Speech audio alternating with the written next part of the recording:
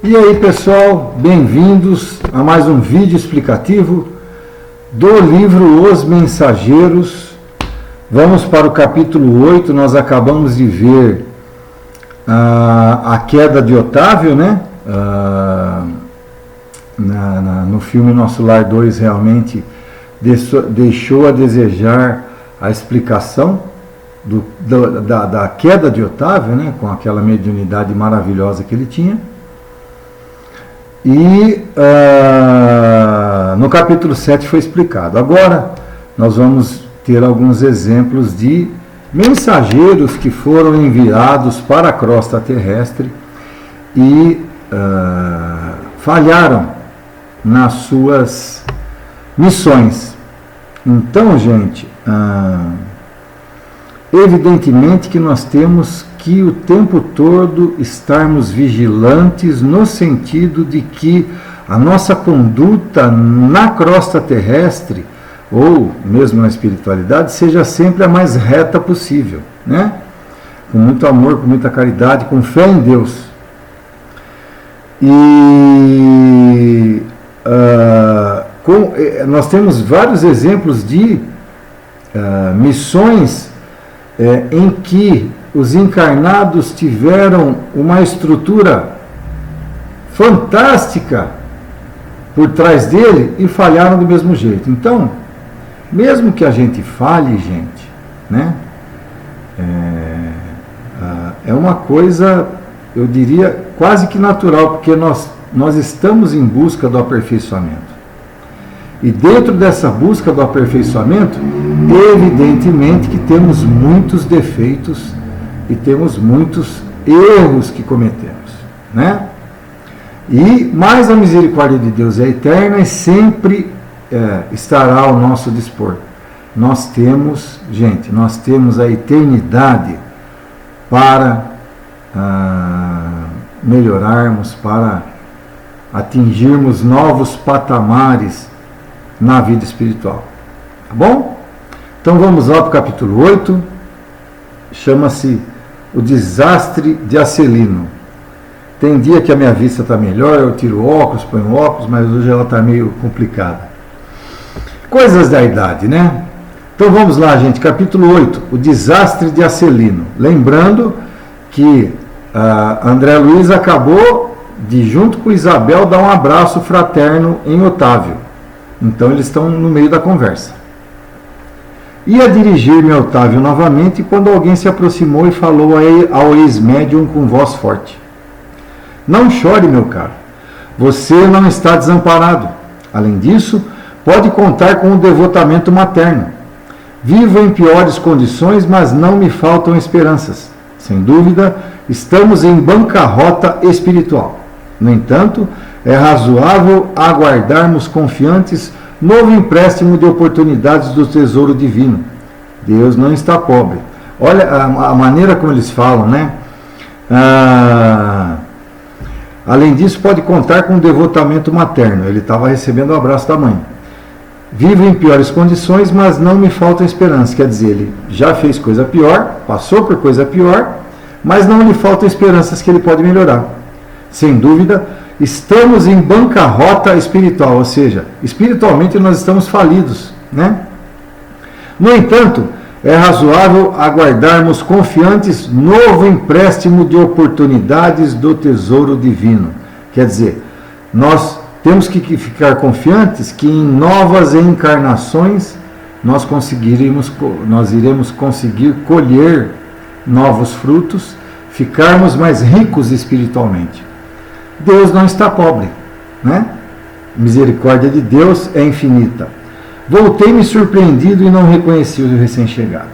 Dona Isaura fez o obséquio das apresentações. Isaura estava junto com Isabel, né? Estávamos diante de Acelino, que partilhara a mesma experiência.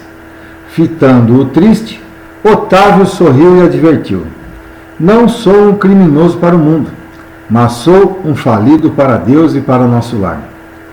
"Sejamos, porém, lógicos", revidou Acelino, parecendo mais encorajado. "Você perdeu a partida porque não jogou. e eu a perdi jogando desastradamente. Tive 11 anos de tormento nas zonas inferiores. Sua situação não reclamou esse drástico. Mesmo assim, confio na providência. Então, o que ele quis dizer? Acelino falou assim, sejamos lógicos, você perdeu a partida porque não jogou, e eu perdi jogando. Ou seja, ele quis dizer que Otávio, ele não chamou a responsabilidade para si por medo. Ele não. Ele chamou a responsabilidade e falhou do mesmo jeito. Então vamos ver qual que é a história que ronda Acelino. Nesse instante interveio Vicente acrescentando: cada um de nós tem a experiência que lhe é própria. Nem todos ganham nas provas terrestres. Quantos de nós, os médicos, perdemos lamentavelmente na luta? Seria, porém, muitíssimo interessante conhecer a experiência de Acelino. Teria sofrido o mesmo acidente de Otávio? Creio de grande aproveitamento penetrar essas lições. No mundo não compreendia bem o que fossem tarefas espirituais, mas aqui a nossa visão se modifica. Há que cogitar no nosso mundo eterno. Acelino sorriu e disse: minha história é muito diferente. A queda que experimentei apresenta características diversas e, a meu ver, muito mais graves. Também parti de nosso lar no século findo, quer dizer, aqui o livro é da década de 40, né? Da década de 1940, então ele saiu no século XIX, né? Foi no século anterior, o século passado foi século XX.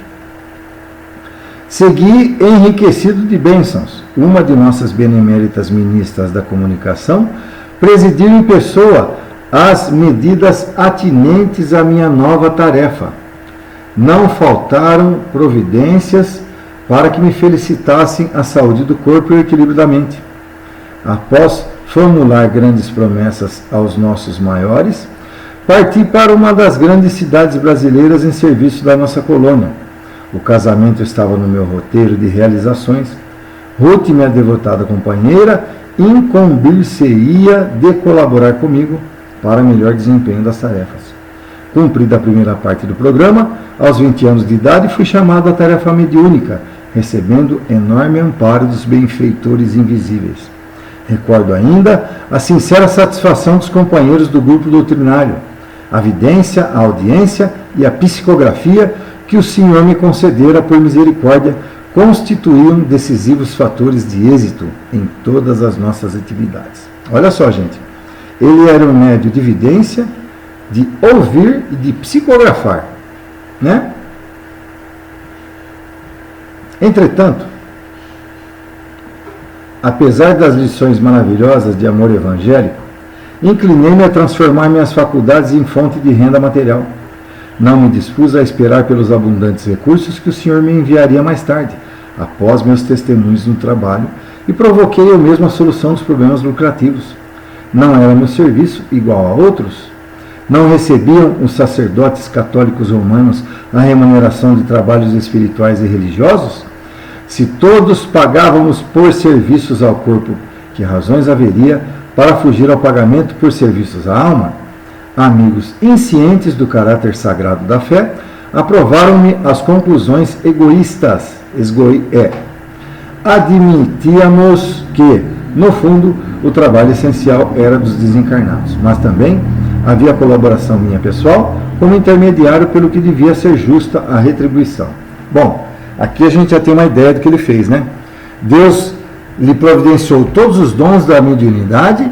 E ele começou a comparar como os sacerdotes, os padres, vivem somente como padres, eles têm uma renda, certo? A igreja os paga, os dá um salário. E então, no caso, Acelino se viu a ter o mesmo direito. Como que ele podia se devotar à parte religiosa, à parte cristã, a parte mediúnica sem receber um tostão por isso? Ele achou justo receber também. Debalde, Movimentaram-se amigos espirituais aconselhando-me a melhor caminho. Em vão, companheiros encarnados chamavam-me a esclarecimento oportuno. Agarrei-me ao interesse inferior e fixei meu ponto de vista. Ficaria definitivamente por conta dos consulentes. Arbitrei o preço das consultas, com bonificações especiais aos pobres e desvalidos da sorte, e meu consultório encheu-se de gente. Interesse enorme foi despertado entre os que desejavam melhoras físicas e solução de negócios materiais. Grande número de famílias abastadas tomou-me por consultor habitual para todos os problemas da vida. As lições de espiritualidade superior, a confraternização amiga, o serviço redentor do Evangelho e as preleções dos emissários divinos ficaram à distância. Não mais a escola da virtude, do amor fraternal, da edificação superior, e sim a concorrência comercial, as ligações humanas legais ou criminosas, os caprichos apaixonados, os casos de polícia e todo um cortejo de misérias da humanidade em suas experiências menos dignas. Olha só, gente, então ele fazia um preço, ele confessa que ele fazia um preço melhor para os pobres, para os que tinham menos dinheiro, mas cobrava mesmo assim. Grandes clientes ricos pediam soluções de negócios que eles deviam fazer. Conselheiro econômico, gente, que absurdo, usar mediunidade para isso daí, né? E assim, o tempo todo, a espiritualidade o prevenia, né? Até casos de polícia e todo um cortejo de misérias da humanidade em suas experiências menos dignas. Então, realmente ele se rebaixou, né? Transformara-se completamente a paisagem espiritual que me rodeava. A força de me cercar de pessoas criminosas por questões de ganho sistemático, as baixas correntes mentais dos inquietos clientes encarceraram-me em sombria cadeia psíquica. Cheguei ao crime de zombar do Evangelho de Nosso Senhor Jesus, esquecido de que os negócios delituosos do homem, de consciência viciada, contam igualmente com entidades perniciosas, que se interessam por eles nos planos invisíveis, e transformei a mediunidade em fonte de palpites materiais e baixos avisos. Gente, então, aqui fica bem claro, a gente tem que entender que a nossa faixa vibratória é terrível. O tempo todo, a nossa vibração nos cobra. Se nós estamos lidando com baixa vibração, nós vamos atrair seres semelhantes. Então, a força de me cercar de pessoas criminosas por questões de ganho sistemático, as baixas correntes mentais dos inquietos clientes encarceraram-me em sombria cadeia psíquica. Quer dizer, ele estava com a faixa vibratória dele tão baixa, que ele se cercou de obsessores, de criminosos desencarnados, né? Eu não gosto, não são, eles chamam criminosos, mas são obsessores, né? Cheguei ao crime de zombar do Evangelho do Nosso Senhor Jesus. E transformei a mediunidade em fonte de palpites materiais e baixos avisos. Nesse momento, os olhos do narrador cobriram-se de súbita vermelhidão, estampando-se-lhe fundo horror nas pupilas, como se estivesse revivendo atrozes dilacerações. Mas a morte chegou, meus amigos, e arrancou-me a fantasia. Desde o instante da grande transição, a ronda escura dos consulentes criminosos que me haviam precedido no túmulo rodeou-me a reclamar palpites e orientações de natureza inferior. Queriam notícias de cúmplices encarnados, de resultados comerciais, de soluções atinentes a ligações clandestinas. Olha só, gente, ele desencarnou e aí veio aqueles obsessores que o rodeavam, foram cobrar tudo dele. Então, olha só, os obsessores. Desde o instante da grande transição, ou seja, a hora que ele desencarnou, a ronda escura dos consulentes criminosos que me haviam precedido no túmulo rodeou-me a reclamar palpites e orientações de natureza inferior. Quer dizer, aqueles que em vida o consultaram e aqueles obsessores que estavam ao lado dele, ouvindo os conselhos inferiores dele, estavam rodeando para que assim que ele desencarnasse, também fossem aconselhados por ele para que atitudes que esses obsessores iam tomar. Queriam notícias de cúmplices encarnados, ou seja, os obsessores, eles não conseguiam achar aquela pessoa que havia prejudicado eles quando encarnados. E quando a Celino desencarnou, eles foram cobrar: Celino, eu quero achar aquele algoz encarnado, eu quero ir lá para obsediar ele, cadê ele? Eu quero que você localize ele para mim. Né? Dissoluções atinentes e ligações clandestinas. Gritei, chorei, implorei, mas estava algemado a eles por sinistros elos mentais, em virtude da imprevidência na defesa de meu próprio patrimônio espiritual. Durante 11 anos consecutivos, espiei a falta entre eles, entre o remorso e a amargura. 11 anos, gente, ele ficou cercado por esses algozes. Vocês veem, gente, que terrível, que terrível. A espiritualidade deixa rolar solta, se você tiver merecimento. E a faixa mental que ele estava é onde, e a faixa mental em que ele trabalhou enquanto ele estava encarnado, é a que ele estava nesse instante, entendeu? A Celino calou-se, parecendo mais comovida em vista das lágrimas abundantes. Vicente considerou: que é isso? Não se atormente assim. Você não cometeu assassinatos, nem alimentou a intenção deliberada de espalhar o mal. A meu ver, você enganou-se também como tantos nós. A Celino, porém, enxugou o pranto e respondeu: não fui homicida, nem ladrão vulgar.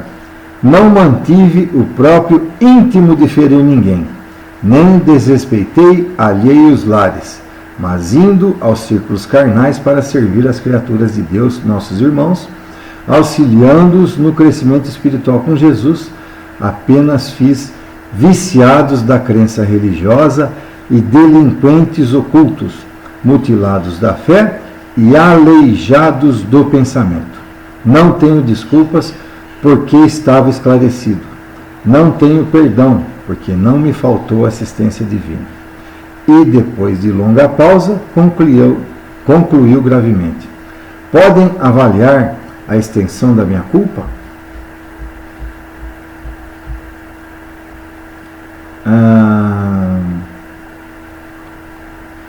Então aqui termina o depoimento de Acelino, né?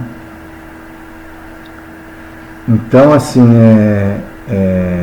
vocês veem que é mais isso aqui é mais um testemunho de vida, gente, de falha na crosta terrestre, de missões de pessoas. Então vocês vejam que a espiritualidade, gente, não mede esforços para que você venha encarnar e a sua missão seja cumprida da melhor maneira possível. Evidentemente que, veja bem, gente, nós estamos falando em missões, não que as nossas missões aqui sejam comuns, tá bom? Eu acho que nenhuma missão da gente é comum, mas tem umas missões que são mais pesadas, que são aquelas em que a cobrança é maior. No caso de Otávio, que ele vinha com um dom de mediunidade muito grande e 6 órfãos que iriam depender da sobrevivência, iam depender dele, ele falhou. A Celino agora vinha com dons mediúnicos maravilhosos que ia ajudar, né? E, gente, pouquíssima gente tem o dom. Ele veio com o dom da vidência, o dom da audiência e o dom da psicografia. Então, ele trabalhando essas 3 coisas aí, ele ia ser um Chico Xavier. Porque Chico via, ouvia, né? E psicografava, né? Chico Xavier. Esse rapaz, Acelino, veio com essa missão, entendeu? Então, vocês veem que Chico é um exemplo muito digno. Nunca tirou um tostão, trabalhava, ganhava o salário dele e nunca ganhou um tostão por conta de tantas obras que ele, mais de 400 obras, se eu não me engano, de Chico, sempre dedicada à causa espírita ou a outras causas quaisquer, né? Então a gente vem com uma estrutura monstruosa, maravilhosa por trás da gente. A espiritualidade nunca nos abandona, viu? Então, se existe alguém que falha, meu caro, não é Deus não, viu? Então, aquele alguém que vira e fala assim, pô, Deus não está olhando para mim, né? Será que Deus não está vendo isso? Olha, está sim. E por trás de você tem uma estrutura maravilhosa que a espiritualidade lhe permite. Você precisa abrir os olhos e ouvir, né? Abrir os ouvidos e os olhos, né? Abrir a sua mente, elevar sua faixa mental para começar a ouvir a espiritualidade superior, aos conselhos, aos bons conselhos, né? Tudo depende da gente, gente. Não tem nada, Deus isso, Deus... Não tem nada de Deus, gente. Nossa missão na Terra está aqui para ser cumprida da melhor maneira possível. E cabe somente a nós, ao nosso livre-arbítrio, cumprirmos ela. Somente nós. Não culpemos o terceiro. Ele fez isso. Nada disso. Nunca culpemos o terceiro, gente. Se alguma coisa de errado está acontecendo com a gente tem que regredir, achar onde nós erramos e tentar consertar da melhor maneira possível. É isso então. Gente, lembrando que eu nunca edito os vídeos, então eu erro muito na hora de ler. Então, os erros de leitura continuam tudo do mesmo jeito, tá bom? Vão lá, curtam o vídeo, inscrevam-se no canal, compartilhem esse vídeo com o maior número de pessoas possíveis, para que a nossa querida doutrina espírita, a nossa filosofia de vida, seja espalhada cada vez mais e fique mais conhecida. Um abraço a todos e até o próximo capítulo.